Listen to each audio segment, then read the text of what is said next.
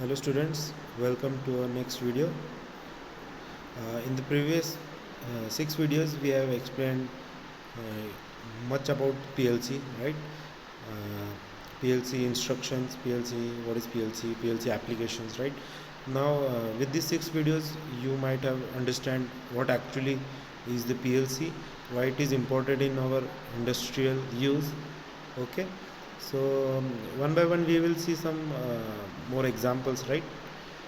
And in one of our video I have explained about bits and words. Okay, so I hope you have understand that topic. If not, then you can search online content. Okay, if you have any other doubt, so you can contact me also. uh, Now in today's video we will see the addressing. Okay, and how actually the ladder logic diagram and functional block diagram is represented. Okay, and logical addressing, different types of logical addressing. So as I have explained in the fifth video, that how actually the instruction is represented. Okay, so in this diagram see, the first is the identifier. It actually tells that it is a logical address. Okay, so this dollar signal, right, it is it denotes it denotes actually that it is a logical address. Okay, then B stands for the binary. Okay, file type. If it is B, then it is binary. If it is A, this then it might be a ASCII. Okay, C it is counter, N it is an integer. Okay, O it is output, S it is status, T is a timer. Okay, it can be any word. Instead of B, it can be any of this file type. Okay, 1 2 3 1 2 3 is 123 is a file number. Okay, it can be from 0 to 255. Okay, so it is 0 to 55. From 0 to 8 it is actually defined, right? 0 is for output, 1 is for input, 2 is for status, and etc. And from 10 to 255 user can define himself. Okay, then there will be a file separator. Okay, it is denoted by colon. Okay, 1 2 3 1 2 3 is denoted it actually 1 2 3 it starts from 0 okay to 255. Okay, so it denotes the structure number or the element number of elements. Okay, slash it actually separates the bit. Okay, bit separator. And 15 represent as a bit number. Okay, it starts from 0 to 15 in terms of decimal. Okay, so this is the address representation. Okay, and further we have seen how the integer is represented. Instead of B there will be N. Okay, if it is binary then it is denoted by B. Okay, now we will see how actually the ladder diagram is a representation of programming, right? So let's see this example. Okay, so in this example one electrical wiring diagram. Actually we in electrical we do wiring diagram, right? So L represents the line and N represents the neutral. Okay, the circuit contains switch S, which is denoted by this, and a motor is connected. Okay, so in this diagram we will switch on and off the electric motor. Switch on and off this electric motor by using this switch S. So this is simple electrical wiring diagram. Okay, now we have to represent this in ladder logic diagram. Okay, so how it is represented? Like this. Okay, so the L1 and L2 are the two lines. Power rails, it is denoted by power rails. Okay, power rails. S or L1 L2 represent the input supply. Okay, between this input supply L1 and L2 there will be all the elements. Okay, all the elements lie in between. S is denoted as a switch, and the line horizontal line which connects switch and motor is represented as rung, R-U-N-G, rung. Okay, this is the common representation of ladder logic diagram. Okay, PLC ladder, electrical and PLC ladder diagram, it is denoted by these two parallel lines and the coil. Okay, actually we have redrawn this figure. This 3.3.1a is redrawn as this B figure. Okay,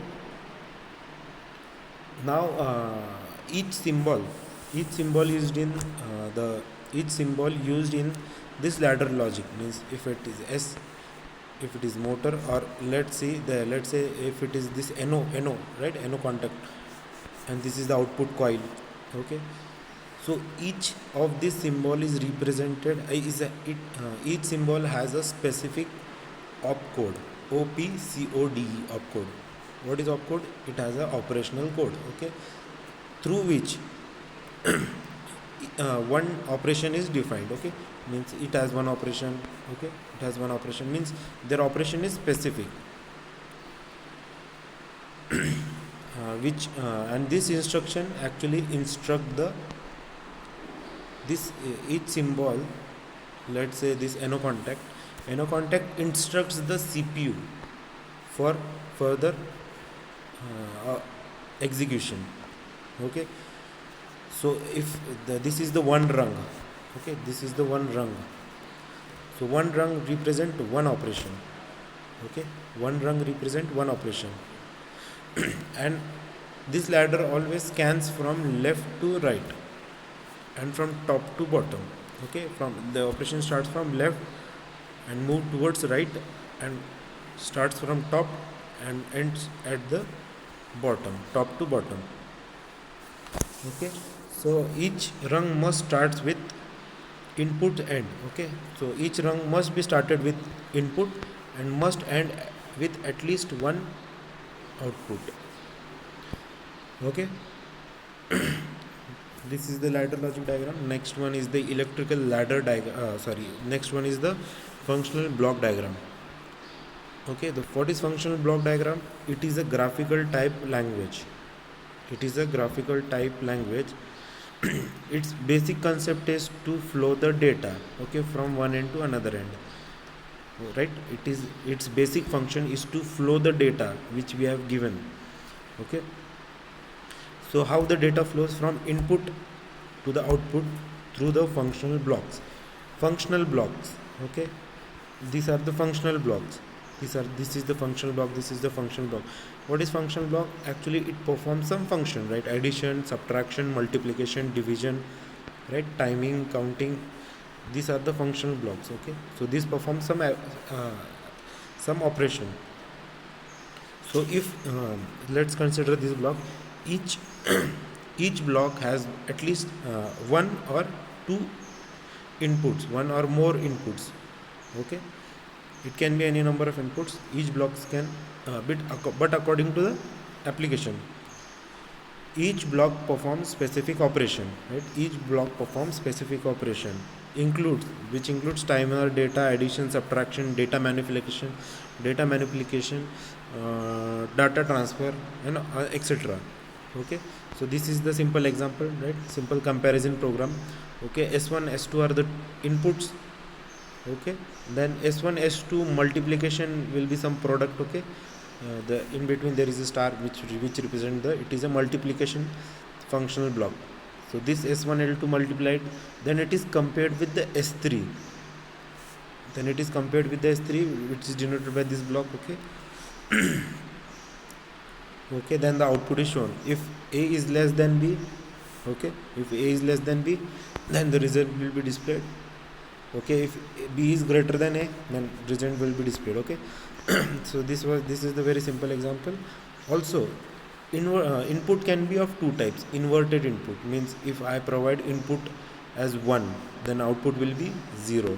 If I provide input as 1, then output will be 0. Means it is of two, input is of two type, input and output is of two type. First one is the inverted input, means at the end only, at the starting only we invert the input, and inverted output means when the output result comes, then we can invert that output. Okay, remember this point. Okay, so this was the some instructions and functional block diagram. Okay, functional block diagram and some ladder logic examples. Okay, so we have seen binary type. Okay, integer type. Okay, function. There are some more logic programming types like sequential function chart or graph set SFC. It is known as okay. Structured based instruction based.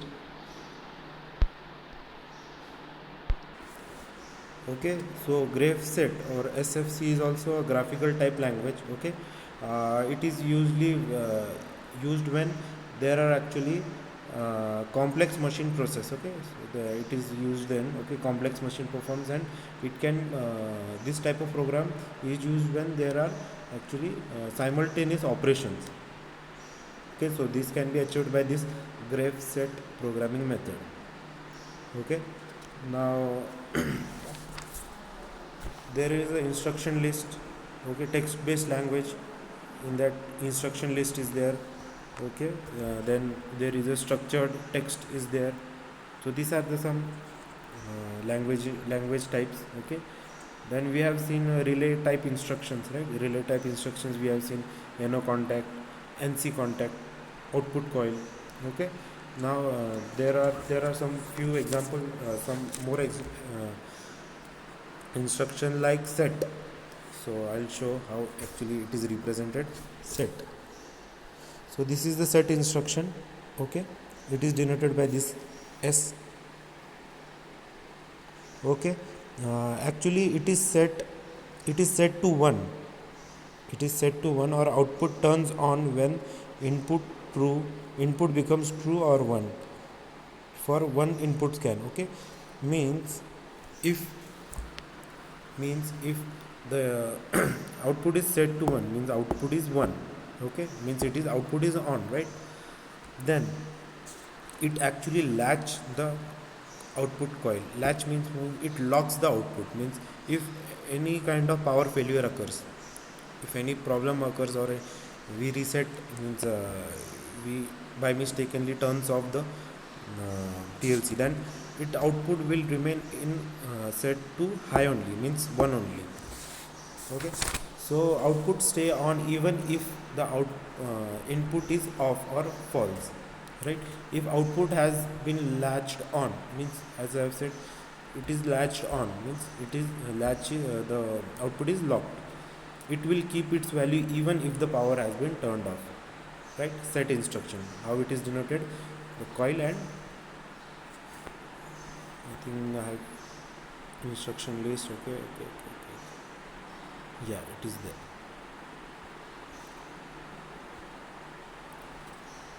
So this is the symbol. Okay, the output, it is a latch type coil of output. Okay, it actually latch means it actually locks the status of the output. If it is on, then it will lock the output status as 1. If it is off, then it latch the output as 0. Okay, for one input scan, output stay on. Okay, if the power, and if power fails, reset instruction is there. Okay, reset is denoted by this R in between. Okay, so it is opposite to of set. Okay, it latch type of coil. Okay, it is also a latch type of coil of output. It is used to reset and unlatch the latched coil if the input becomes true, right? Now in the set instruction we have seen that if once the input is latched, means if it is 1, then it will be locked. Okay, then we have to reset that 1. Then how it is reset, it can be reset with the help of this reset instruction. In reset instruction, if input we gives 1, okay, then it will unlatch the output coil, then 1 becomes off, input becomes true or 1. Okay, so let's see this example A and this ladder diagram. Okay, of set and reset, both denoted A and B. Wait. Okay, A and B are the same two inputs. Okay, if A is input is 1, right, then the output will become also 1, then it will latch. Okay, here it will be latched, right.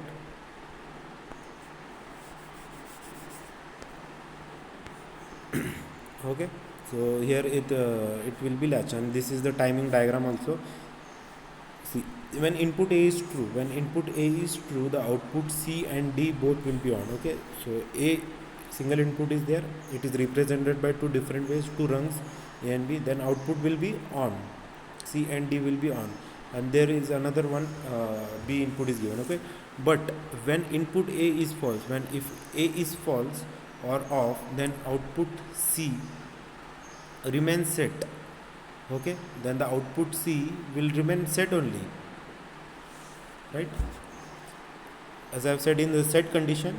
Okay, in set condition, if A is after latching the set condition, if A turns off and its value becomes 0, then also the set condition will be on, then it will be 1. Okay, and the second output D will be off because it is not a set condition.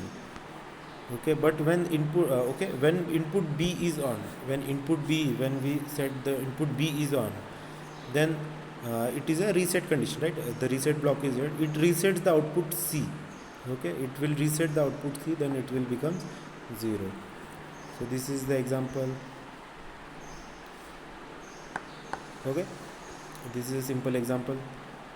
Then the next instruction we have seen, set condition reset, then is a one shot rising or OSR instruction. It is a retentive. Okay, it if the condition of the rung before a OSR instruction are true, means if here it is true, okay, means its value becomes 1,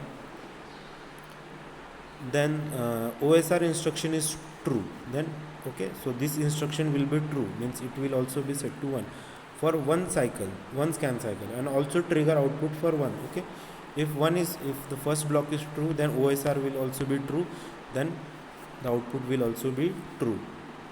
After that one cycle, means after one cycle the OSR instruction goes false, means after this OSR used for one cycle only. After this one cycle, the OSR instruction will become false with output. Okay, even if run conditions are still true, even if this condition is true, then also this OSR will become false, and if this become false, then output will also become false or 0. Okay, so these are the instructions. The next one is the timers. Okay, what is the purpose of the timers? If I want to control my process, let's suppose I want to start my process not exactly at 12. Okay, not exactly at 12, I want to start my process at 12:15, then this 15 minutes delay should be given or can be given by this timer function. So okay, timer is an instruction. Okay, it is also an instruction like set, reset, OSR. Okay, which add delays of predefined value in the operation. Okay, it is a predefined value which add delays. Okay.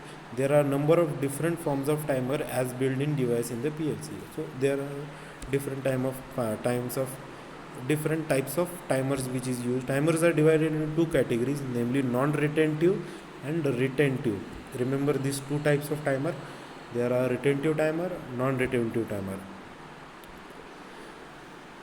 Okay, so non-retentive timer will start timing the delay from 0 each time. Okay, each time when the process starts again, then this type of timer will start the timing from 0.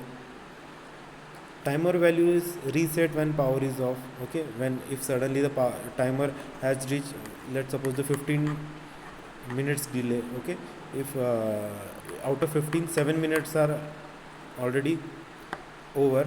Okay, and suddenly the power went off, then what will happen? It starts the timer, non-retentive timer will start its process from the beginning, from the zero. Okay, it has two types: on delay timer, off delay timer. Okay, on delay timer, it is denoted by T on. Okay, T on, sorry, on delay timer. Okay, timer, it can be used to turn a coil on and off after a predefined time, which is enabled by true run condition. If the run condition is true, then after the run condition gets true, the timer can be used for turning the coil on and off. Okay, uh, this is the example of Allen Bradley T-on timer. Okay, it is a PLC type. So this is how the T-on timer is used in the run. Okay, this is the input, this is the output. Okay, this is the timer which is used.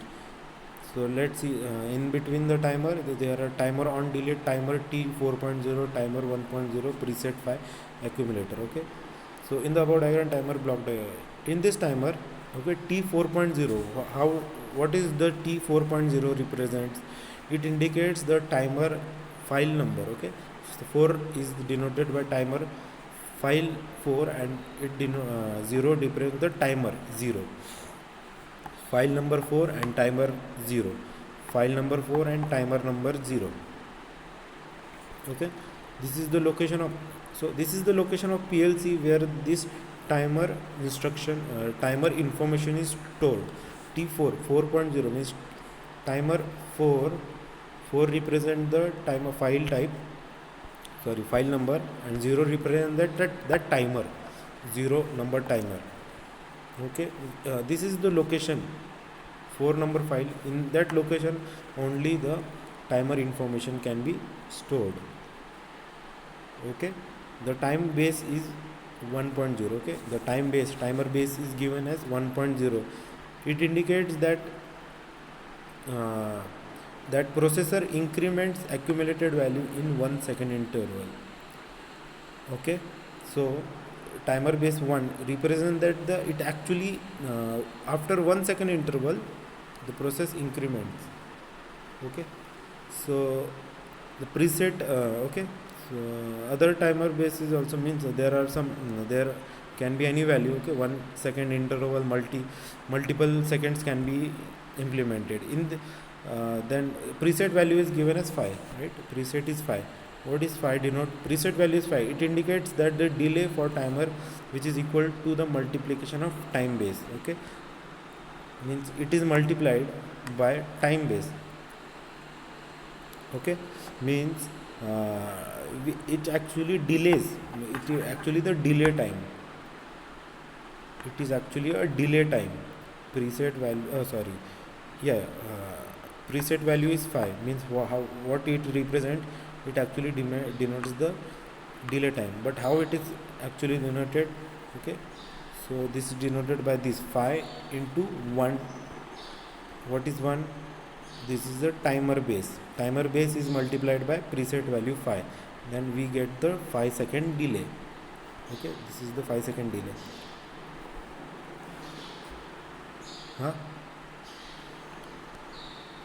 Okay, so this is the address given. Okay, when the timer is running, TT bit will be set and the accumulated value will begin increasing. Okay,